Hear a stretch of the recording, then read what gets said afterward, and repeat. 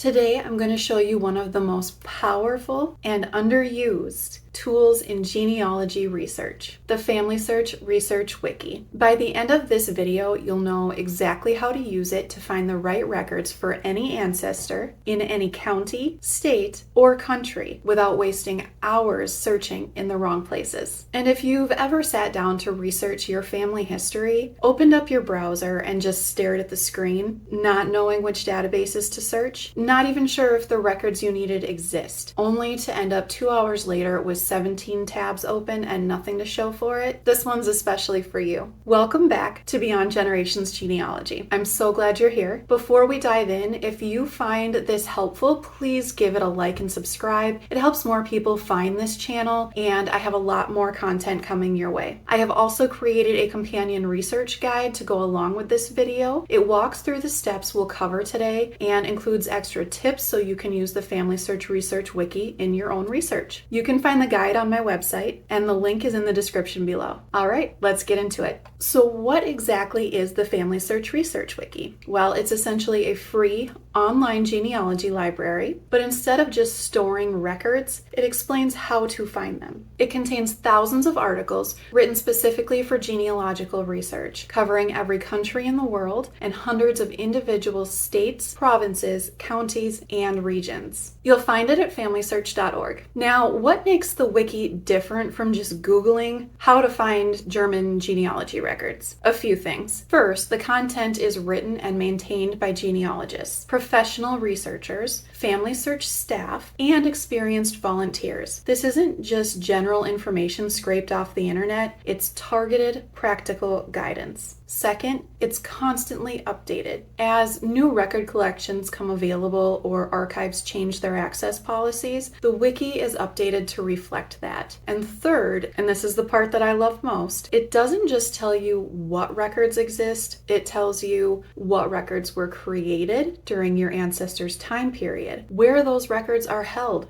online and offline, how to access those records, including direct links, historical context that helps you understand what you're reading, and research strategies specific to that location. It's like having a knowledgeable friend who's already researched the region and they're willing to walk you through everything they know. So here's a mistake I see new researchers make all the time, and honestly experienced ones too. They jump straight into searching databases without first understanding what records are available for a particular place and time. And the problem is you could spend hours searching databases that simply don't have what you need, or miss records entirely because you didn't know they existed. The wiki solves that. Before I search a single database, now I check the wiki page for that location. It takes maybe 10 or 15 minutes, and it consistently saves me hours of frustration later. Here's what it helps you figure out before you ever start searching. Were vital records, so births, marriages, and deaths, even recorded at the time your ancestor lived? If not, what substitute records can fill in the gaps? So church records, land records, probate files. Were records kept at the state level or spread across counties and parishes? Is there an archive, library, or historical society that holds records not available online? If there are language barriers, the wiki helps with some common translations and terms to know. So when you know the landscape before you start searching, every search you make is more purposeful and a lot more productive. Let me walk you through exactly how to use this because it's much simpler than you think. Step 1, go to FamilySearch.org/wiki. You'll see a search bar right at the top. This is your starting point. Step 2 is to type in your ancestor's location. Be as specific as you can. If you know the county or province, search for that. If you only know the country, start there. You can always drill down. For example, you might search Bavaria or County Cork, Ireland. If I could type here. There we go. County Cork, Ireland, or Rice County, Minnesota. Step 3 is review the search results and choose the best match. I'm looking for Minnesota, so I'm going to choose this one. You'll often get several options, a general country page, regional pages, and topic-specific pages. Start with the one that most closely matches where your ancestor lived.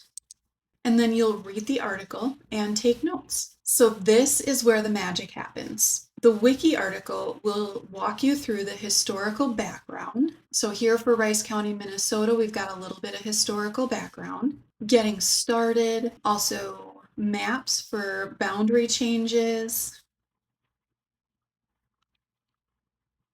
and what record types are available.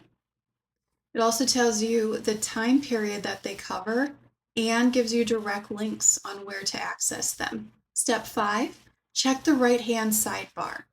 We've got county facts, neighboring counties, the location map, and then also I'm going to choose this Minnesota Online Genealogy Records. And here I also want to check the right-hand sidebar. These are all Minnesota record collections, but this right-hand sidebar here, don't skip this. The sidebar lists related articles for specific record types, language guides, research strategies.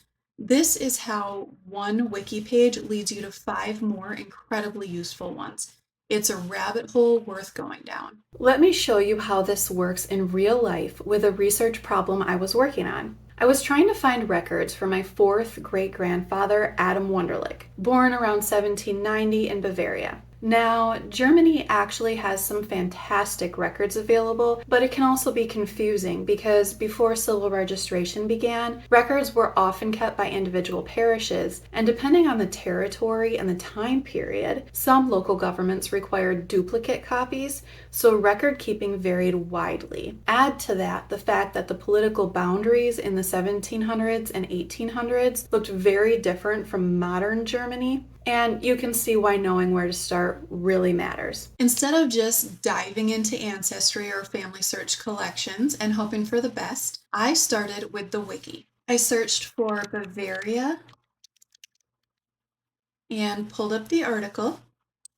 And within a few minutes, I had a much clearer picture of what I was working with. The article pointed me towards the historical background, research tips and strategies for navigating German records, historical maps that helped me understand the regional boundaries of the time, and immigration databases I had never heard of, which is critical because I needed to understand when and how he might have left, as well as direct links to record collections on FamilySearch, Ancestry, Archeon, Matricula, and other websites I had never heard of. Following just one of those links led me to a database with multiple potential relatives, and that was just the first hour of research. The wiki didn't solve the whole puzzle for me, but it gave me a map when I'd been wandering without one. One thing I want to emphasize, the wiki isn't just for German or European research. It is genuinely a worldwide resource. Whether your ancestors came from Rice County, Minnesota, Cork County, Ireland, Egypt, the wiki has dedicated research guidance. Some pages are more detailed than others, of course, but even a shorter article can point you toward archives, record types, and research communities that you didn't know existed. Here's something that I don't think gets talked about enough. The wiki doesn't just point you to the records,